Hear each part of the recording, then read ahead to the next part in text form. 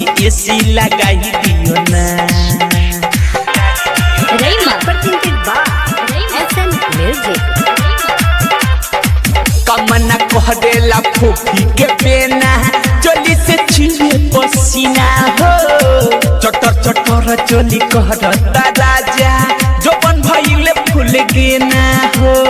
ए राजा सुना ना आए हाय कमना कह देला फूफी के बेना चोली से छिले पसीना हो।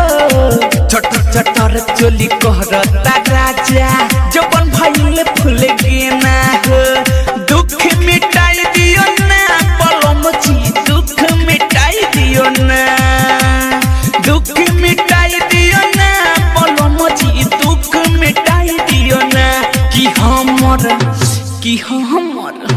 कि हमर दुनु जबन जाता सीजी बलम जी एसी लगाई दियो ना।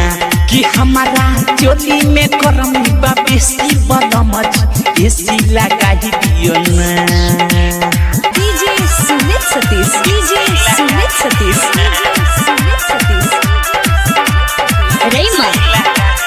Rayma presented by SN Music।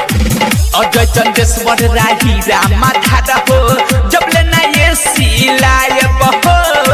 अग्नि में सुत के रतिया बिताइब सजिया पर सुते ना जायब हो।